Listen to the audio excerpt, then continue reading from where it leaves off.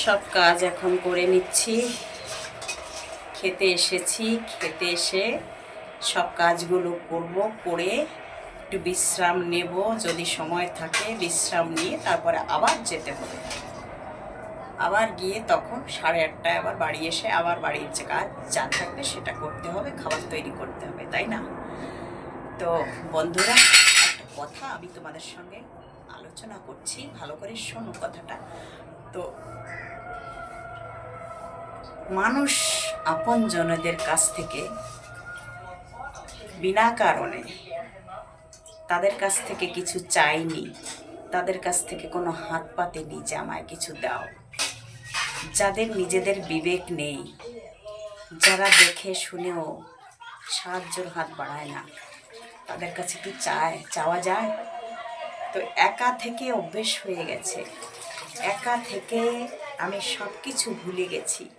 আমার কষ্টকে আমি ভুলে গেছি, আমার ভালোবাসাকে আমি ভুলে গেছি, আমার আপনজনদেরও আমি প্রায় ভুলে গেছি।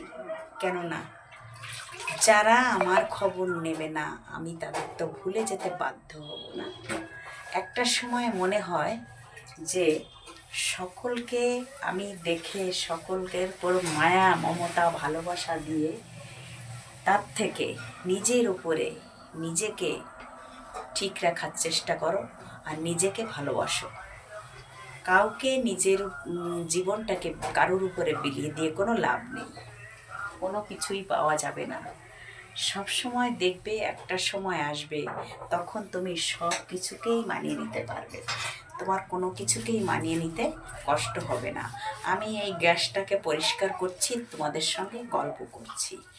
তো কোনো কিছু মানিয়ে নিতে তোমার কোনো কষ্ট হবে না। কারণ কি, যত তুমি আঘাত পাবে ততই তুমি তোমার দিকটাকে ভালো করে দেখার সুযোগ পাবে। তাই আঘাতটা পাওয়ার ফলে সত্যি বলছি, মানুষ যেন এমনই হয়ে যায়। আজ জানলাম, আমি এতদিন জানতাম না যে মানুষ কি করে এমন হয়। তো আমি কিন্তু সকলকে খুব ফোন করে খবর নিতাম, সকলের প্রতি যেন একদিন মাঝে মাঝে দেখা না হলে যেন আমার মনটা আকুল বেকুল করতো। এখন আর করে না, এখন যেন কিছুই করে না। মনটা এখন কি চায় না আমি সেটাও বুঝি না। তাই এইভাবেই আমার দিন চলে যাচ্ছে, এইভাবেই একলা। তোমরা দেখো তো আমি একলা, একদম একলা, আমার একলা দিন চলে যাচ্ছে।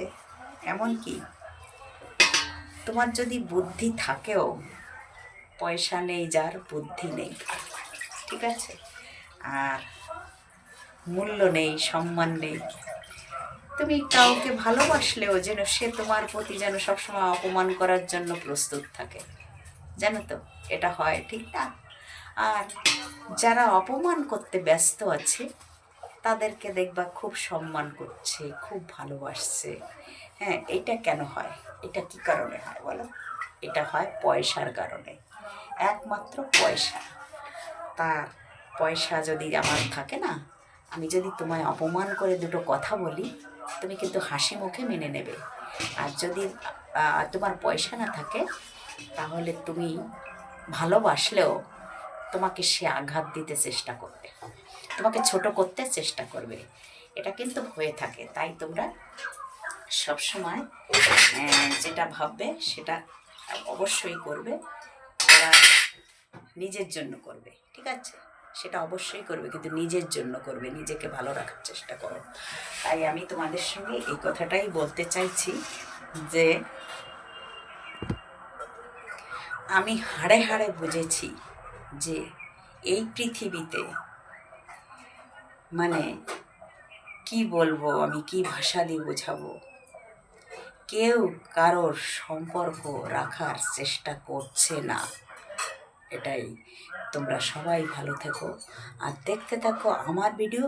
আর সবাই নিজেকে ভালোবাসো, নিজেকে ঠিক রাখো, সুস্থ রাখো, সবল রাখো। কষ্ট পেলে কেউ তোমার কষ্টের ভাগ নেবে না। তোমরা ভালো থেকো, সবাই সুস্থ থেকো।